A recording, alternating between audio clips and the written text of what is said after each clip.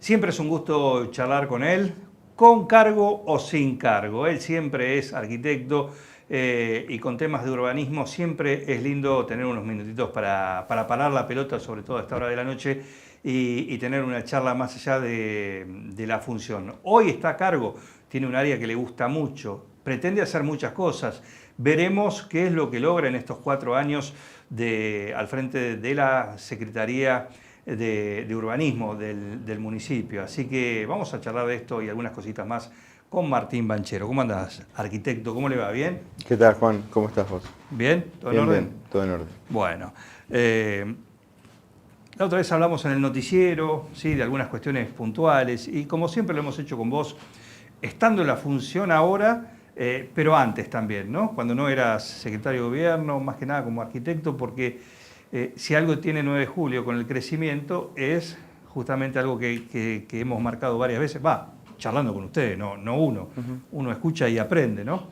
Que 9 de julio ha crecido sin un orden urbanístico, ¿no? Con lo cual eso se ve afectado servicios o plantea dilemas en cuanto a estas cuestiones.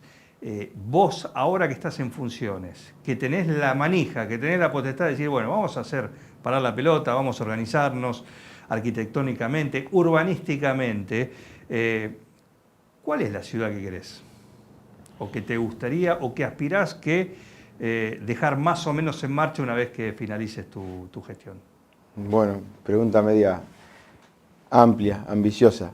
Sí, 9 de julio tiene un actual código urbano, un actual código de edificación, que en algunas cosas ha quedado desactualizado, pero lo que principalmente ha pasado y pasó hace unos 8 o 10 años sobre todo, que había un boom de estallido de la inmobiliaria, es que se loteaba, y no se loteaba producto de la planificación urbana, sino que se loteaba producto de la especulación inmobiliaria, en el mal y en el buen sentido de la palabra también. Gente que quería lotear porque estaba la posibilidad, porque estaba la inversión. Y cuando no es fruto de la planificación, empieza a ocurrir lo que vos decís, el desorden urbano, que son varios motivos, desde no tener servicios en el lugar donde se lotea, tener algunos pero no tener otros, a que cuando se hagan esos servicios van a ser caros por más que se hagan, porque la densidad hace de que baje el costo de esos servicios, hace de que haya más concentración de gente en ese lugar, entonces es menor el traslado, menor la recolección de algunos residuos, la iluminación. No es lo mismo hacer una cuadra de asfalto para 20 familias que para 6 familias, que para 40 familias, etc. Y por otro lado, que se lotea donde hay terrenos en venta y no donde debería crecer 9 de julio. Bueno, eso es lo que estamos tratando de cambiar. Yo siempre digo que cuando logremos implementar este código de edificación muy ambicioso que estamos haciendo el 9 de julio, con accesibilidad total, con digitalización total de expediente, con ahorro energético, con disminución y casi anulación de impacto ambiental, de huellas de carbono, pensando en el patrimonio, pensando en el respeto de la vía pública, etc. Cuando logramos tener ese nuevo código, la ciudad va a ser la misma, nada más que en vez de seguir degradándose día a día un poquito, se va a ir recomponiendo un poquito. Y lo mismo cuando el año que viene, si Dios quiere, hagamos el nuevo código urbano, que también va a haber zonificaciones más acorde a los nuevos tiempos, más acorde a la ciudad que queremos, una ciudad inclusiva, una ciudad para todos, en la que cada lugar de 9 de julio tenga los mismos servicios, porque a veces lo que genera estos loteos es que hay un loteo con gente con una capacidad económica importante en algún lado que no es estratégico, que pueden llevar los servicios, pero que esa capacidad de llevar servicio el 9 de julio se concentró en un lugar que no era el apropiado y que otra ciudad, otro sector quede sin esos servicios. Entonces, bueno, eso es lo que estamos logrando. No es fácil y además la hemos complejizado mucho más, pero yo creo que de forma necesaria, haciendo intervenir a distintos sectores. El actual Código de Edificación es un convenio que se hizo con el Colegio de Arquitectos, que tiene la ventaja que el Colegio de Arquitectos Distrito 7 viene laburando con el municipio de 9 de Julio, Casares, Peguajó, Trenquelauquen, hace mucho tiempo, Bolívar, tenemos una dinámica de trabajo que ya la conocemos mucho, que es importante y que además nos permite acceder a distintas entidades provinciales y sobre todo a distintos arquitectos o personalidades del conocimiento del ejercicio del urbano que se acercan y que nos ayudan. Así que por un lado se hizo eso, pero por el otro lado porque nos pareció que no alcanza. Actualmente en el actual código que estamos haciendo se sumaron los agrimensores, los técnicos, ingeniero en construcción, ingeniero civil, ingeniero en seguridad e higiene, otros tipos de ingenieros. Hay Mariano Pavich, estudiantes de posgrado de Dinamarca, que incluso ahora en algunos sectores de la cátedra ya están mirando a 9 de julio como un caso testigo, por el tema de recupero de agua. En 9 de julio hay sectores que cuando llueven 20 o 30 milímetros muy de golpes se inundan y bueno, hay algunos elementos para hacer, no en el desagüe pluvial, sino con que el agua de los patios y de los techos de las casas tarde, un retardador se llama, tarde en llegar. Bueno, es hermoso, es lindo, es apasionante, nos gusta, pero se abren muchos caminos que después hay que trabajar mucho para empezar a cerrarlo y estamos en esa etapa difícil de cerrarla para mandarla al Consejo y que no mandarla terminada, sino mandarla con toda la elasticidad necesaria para que los señores concejales, junto con nosotros, estudiándolo, propongan todas las cosas que crean ellos que va a mejorar. Bien, fuera de cámara y charlando en algunas de las charlas que tenemos sobre estos temas, vos me decís algo así, traducímelo, si lo digo mal, vos me vas a entender, que 9 de julio tiene una población, pero tiene una extensión que no está acorde a esa población, sí, ¿no? Sí. Es algo así, ¿no? Sí, dos cosas importantes. La mancha urbana de 9 de julio hoy, del loteo que hay, es para 400.000 habitantes, o sea que no hay forma de seguir loteando. 9 de julio tiene 40.000 habitantes y en 20 años va a tener 44.000 habitantes. Y lo que siempre digo, que quizás es a lo que te referís, es que en los últimos 20 años la mancha urbana se duplicó y la ciudad creció un 4 o 5% de habitantes. O sea que lo lógico sería que la mancha urbana hubiese crecido un 4 o 5% y se duplicó. Entonces estamos excedidos de mancha urbana. Es complejo y tenemos una intendente con una decisión política muy fuerte, muy firme, de que estamos soportando ese lobby en el buen sentido, pero ¿qué hacen quienes tienen los terrenos, quienes tienen los martilleros, las inmobiliarias? Y que la verdad que permitir seguir loteando es lo contrario a lo que pareciera. Vos decís, bueno, si loteás, bajan los terrenos y nada más lejos.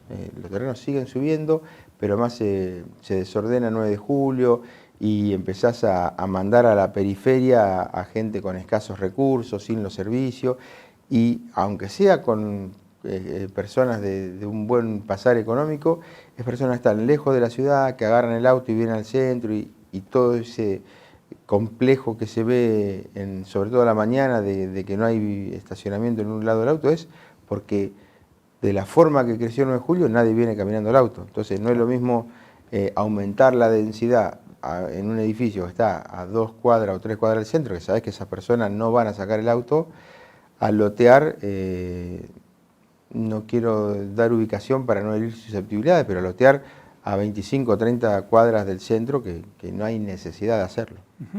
¿Y cómo se compensa eso?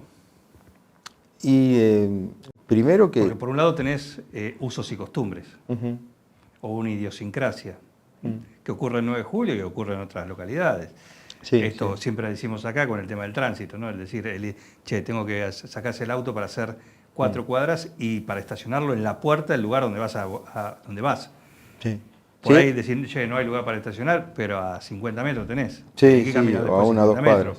Esa idiosincrasia. Sí, no, hay que tenerla en cuenta y es cierto. Yo siempre digo, tenemos esa realidad, pero no por eso podemos convertirnos en Manhattan o en Tokio. Evidentemente claro. No podemos hacer que los 9 julienses... Es que no es provechoso tampoco. No, pero digo, además tenemos que vivir en una ciudad que nos guste y que nos acoja y que elijamos. Entonces no podemos pretender que el grueso de los 9 julienses viva en edificios de 3 o 4 o 5 pisos.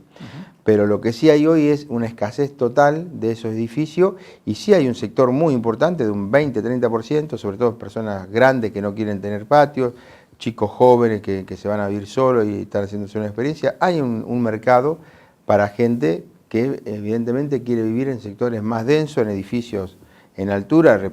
9 de julio no es para hacer 25 pisos ni 20 pisos, pero sí en las avenidas, en algunas avenidas, el ancho de la calle indica tranquilamente que edificios 5 pisos, 6 pisos, 7 pisos Puede estar. Pueden estar, y no es para que todo el mundo se vaya a esos 9 edificios, sí es para que los nuevos edificios que se van a hacer, que no va a ser de la noche a la mañana, empiecen a estar más cerca del centro y no que haya nuevo edificio en sectores alejados. Distinto es las casa quinta. Una persona que tiene una casa de 1 hectárea seguramente va a tener un buen pasar, seguramente no va a necesitar tener la escuela a 50 metros, ni el gas natural, perdón, ni ninguna otra actividad. Entonces no está mal que haya un sector pudiente, con ganas, que quiera vivir en un sector exclusivo. Pero no podemos pensar barrios populares, barrios de clase media, donde se intentaban hacer hace unos años, que se han hecho y que hoy esa gente es la que viene a la municipalidad a reclamar cosas que no se la reclamó a quien se la vendió hace 6, 7 años atrás, que es lo que debería haber hecho. Bueno, es complejo, hay picardías, hay lobby y lo estamos haciendo. Hay aprovechamiento también. Sí, seguramente. En ese sentido. Sí. Vos decís viviendas sociales o barrios populares o esas cosas. ¿Por qué cuesta tanto? Entiendo que está la política de por medio, entiendo que hay que gestionar también a veces, más allá de los colores políticos, pero lo cierto es que el 9 de julio, a diferencia de partidos vecinos en los últimos años, ponerle 10, entre los últimos 20 años, es mucho menor la cantidad de viviendas sociales que se han hecho o barrios populares que se han hecho que en partidos vecinos. ¿A qué lo atribuís? ¿O está en tu idea cambiar esto? Sí, obviamente. En 9 de julio necesitamos urgentemente viviendas sociales. En 9 de julio el déficit... Perdón, hay un proyecto que después hay que analizar, no sé, o por lo menos en un momento hubo, la playa de camiones, que ahora quedó prácticamente adentro de la ciudad, ¿no? Donde está ahora se va a la planta de camiones que está allá en la ruta 65, sí. Es otro tema ese, pero en ese lugar tengo entendido que era para proyectar un barrio. Sí. ¿Esto sigue en pie? ¿Lo tenés en tu carpeta o tenés conocimiento de esto? Sí, tengo conocimiento. Es un barrio que hay un convenio con Cáritas, para hacer un barrio de interés social. Por los tiempos no sé si sigue en pie, desconozco, creo que está caído, pero la intención nuestra es obviamente retomarlo con Cáritas o saber que tenemos esa tierra para con Cáritas o con quien sea hacer viviendas sociales. La verdad que pasan varias cosas. El 9 de julio tiene un problema de que no tiene banco de tierras hace muchísimos años porque hay una mala interpretación, por producto de un montón de cosas, pero hay una mala interpretación de la ley de acceso justo al hábitat que habla de la plusvalía y de que si vos tenés un 20 terrenos para quedarte, de lotes para quedarte, y loteás 100 terrenos, te corresponden 20, y 9 de julio esos 20 terrenos no se lo quedaba, sino que se lo quedaba en dinero, con lo grave que es esto, porque un terreno es un terreno, en cambio cuando lo compra valor fiscal, que sabemos lo que pasa en Argentina con el valor fiscal. Así que tenemos pocos terrenos. Por otro lado, no escapa a nadie que somos de otro color político que provincia, y ni siquiera es criticar a provincia. Es cierto que uno siempre a los amigos, a los que conoce más, a los más allegados, está más pendiente de ofrecerles cosas, y eso también por mi actividad en el Colegio de Arquitectos veo que otros municipios mucho más chicos y con necesidades mucho menores los corren con darles viviendas y nosotros no. Y después porque 9 de julio ha hecho cosas mal y hoy tenemos una vivienda, que yo lo dije y no tengo drama en decirlo, tenemos 32 viviendas paradas porque hubo observaciones de provincia que el municipio en su momento no observó, pero que esta gestión, desde que iniciamos el 10 de diciembre, fuimos con la intendente a la obra. Yo decía el otro día, que no me acuerdo si atrás de cámara te contaba vos, o lo dije al aire, que cuando llegó el intendente me dice, mirá, no soy arquitecta, pero esto está mal, y así de mal estaban. Y me encontré con un barrio de 32 viviendas que se había iniciado un proceso de recesión de convenio en octubre, y ya estábamos en diciembre, no logré conectarme con los funcionarios hasta febrero o marzo. Sí, en esos 3 meses llamamos a la empresa, todo lo que no se le había exigido, se le exigió. Esa obra del 10 de diciembre hasta el 15 de marzo aproximadamente regularizó un montón de situaciones que eran tremendamente malas, que se demolieron cosas y se hicieron de nuevo, sin pagar un peso obviamente, porque le correspondía llamar a la empresa y hacerlo hacer. ¿Cuál fue el motivo? Porque cuando pasan esas cosas de afuera uno dice, che, pero nadie controló. Si estaban tan mal hechas.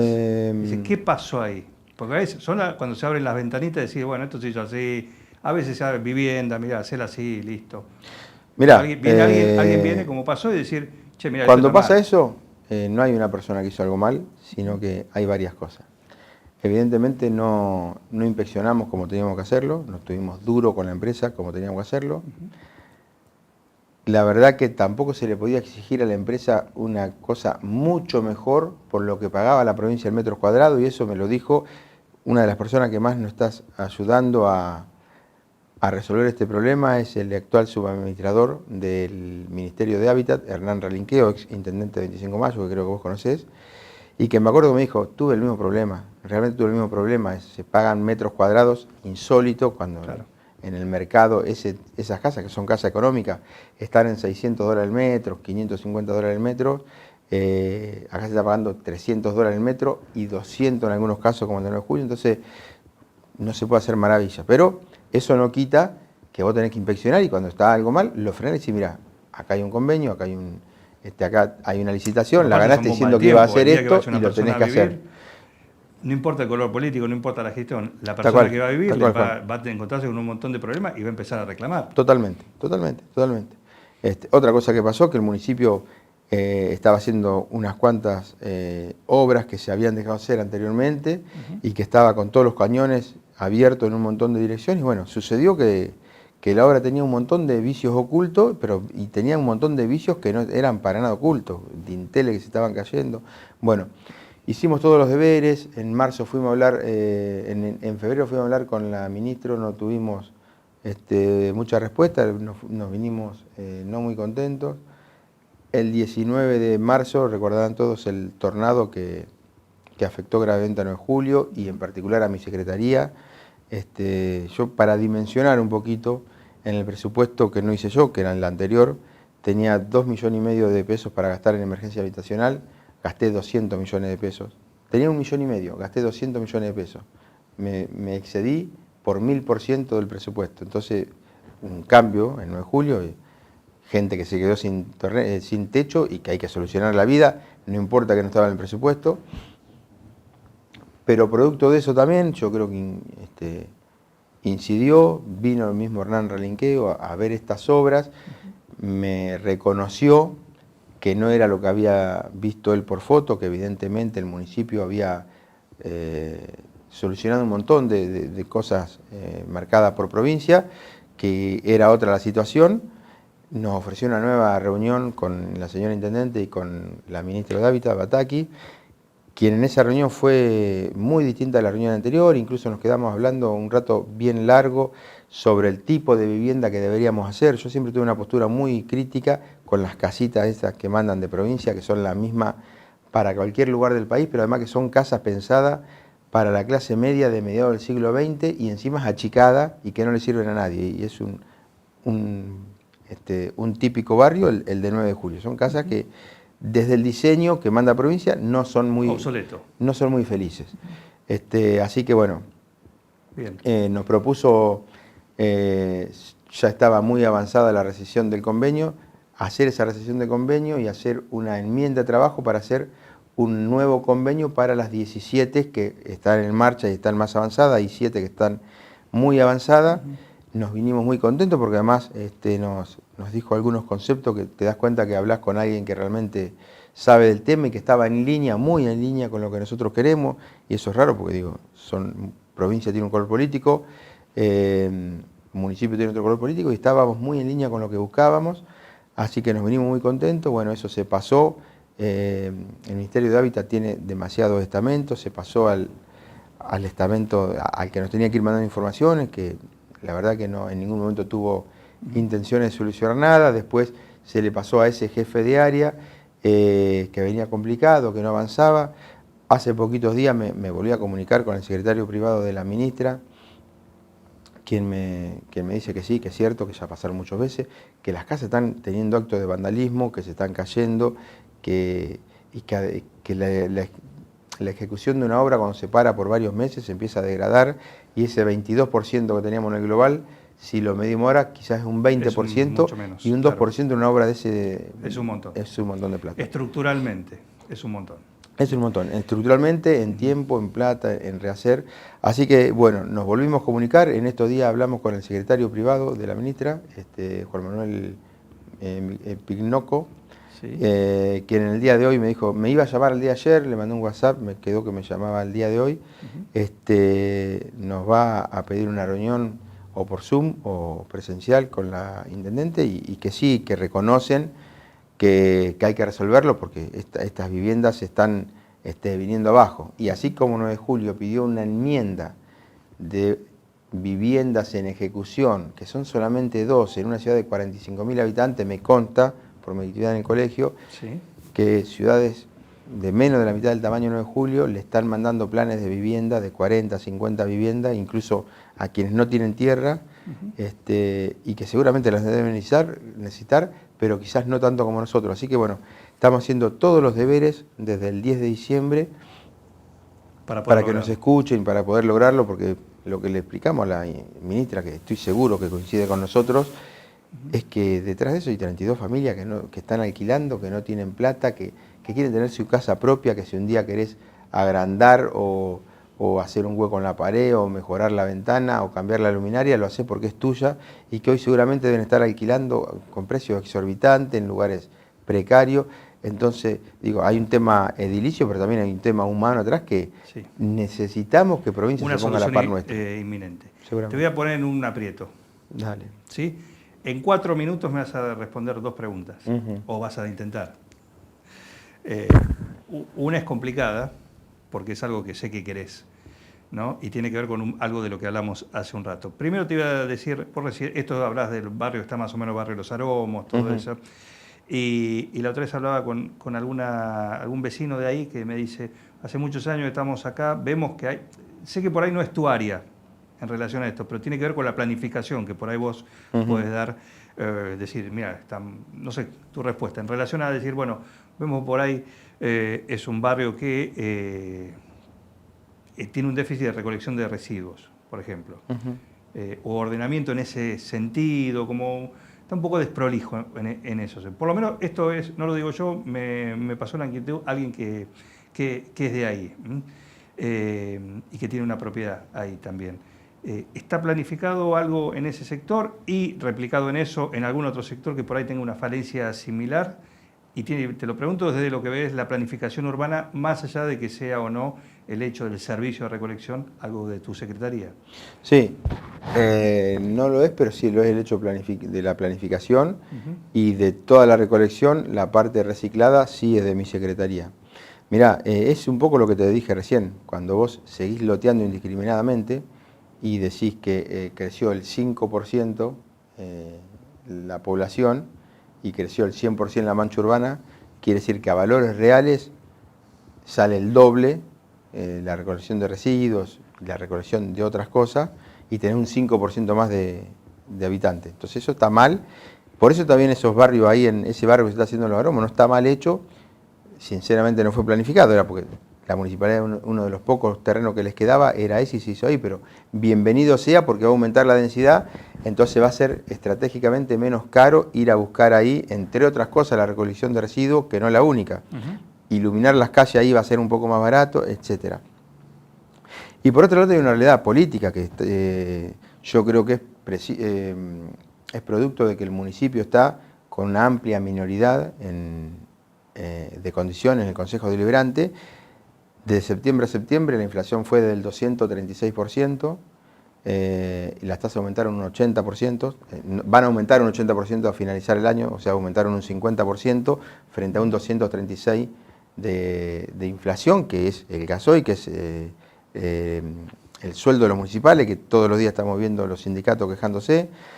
Por otro lado, las tasas municipales, hoy estábamos mirando, comparado con Lincoln, las tasas municipales están a un 40%, o sea, cobramos un 40% de lo que se cobra, por ejemplo, en Lincoln. Y los empleados municipales ganan un 125% aproximadamente de lo que gana un empleado en Lincoln.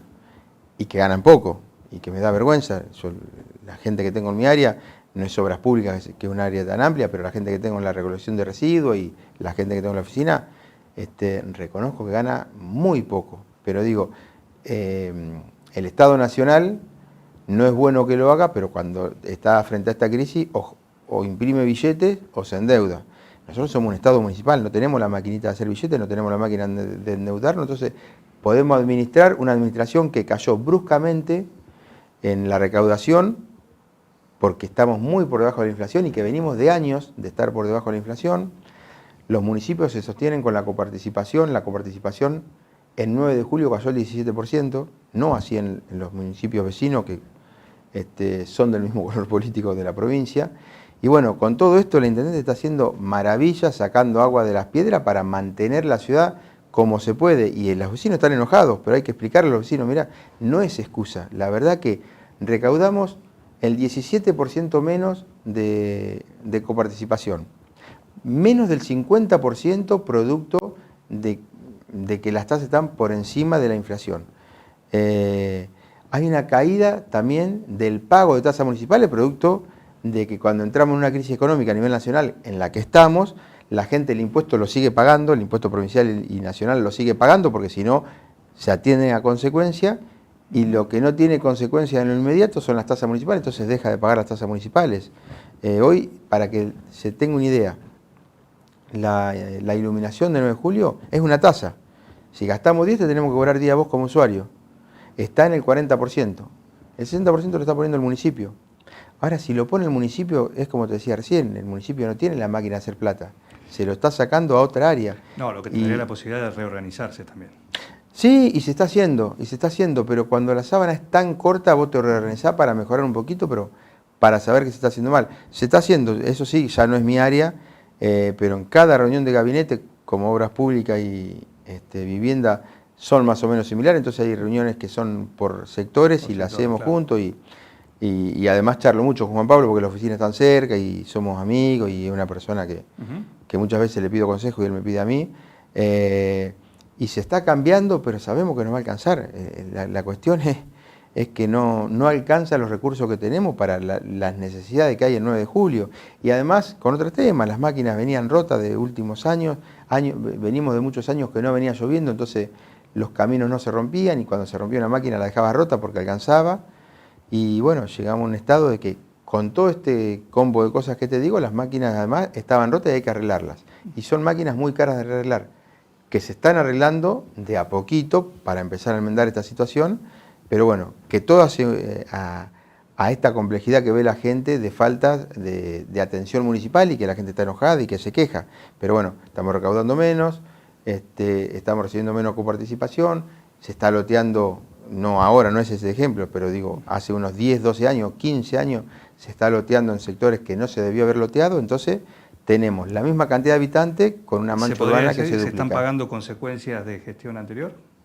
Sí, seguramente, y gestiones que no tuvieron dolo, que no tuvieron la intención de hacer las cosas mal. A veces hay que ser intendente y hay que estar y tener deficiencia habitacional y te sale un nuevo loteo y vos decís, bueno, va a haber lotes baratos, lo hago. La verdad que yo me acuerdo que hemos traído a Fernández Cortés, el autor, uno de los autores, el principal autor de la Ley de Acceso Justo al Hábitat, para explicar que cuando empezás a lotear, lejos de bajar, suben. Y se notó el 9 de julio, comprar un terreno 9 de julio en lugares donde no tiene ningún servicio, sale más caro que comprarlo en Bragado o en Trenquilauquen, en lugares que sí tienen servicio. Eso es producto de que son loteos de la especulación, se venden bajo la especulación, la plusvalía se hace a cambio de dinero ficticio porque es dinero de valor fiscal. Y bueno, todo eso lo estamos tratando de recuperar. Cuando lo logremos, no va a haber un cambio inmediato. Cuando lo logremos, vamos a empezar a recuperar muy de a poquito esa situación. Te dije 2 preguntas, la otra se me acabó el tiempo, así que no la besé. Quería que me cuentes, y por eso te decía que tenía que ver con algo que lo mencionaste, pero tiene que ver, lo vamos a charlar en la próxima, con ese proyecto que tenés de replanificación del centro comercial. El centro 9 de julio. Es hermoso. Sí, sí. Y tiene que ver con eso que decías. Sí, pero da para que venga cualquier día a hablarte solo de eso. De eso, porque es interesante y no es tan lejano. No está tan... De las cosas que estamos haciendo, quizás no es tan lo más imposible, digamos. Quizás es lo más inmediato. Vamos a empezar a juntarnos con el nuevo presidente, el amigo Bastarrica, que somos compañeros de secundaria, Sí, que nos claro. conocemos mucho, Sí, sí, un y nos emprendedor. queremos mucho, y es alguien que le mete para adelante y que escucha. Así que vamos a continuar con él lo que habíamos empezado con Luis, que veníamos muy bien armados. Gracias por venir. A vos, Juan.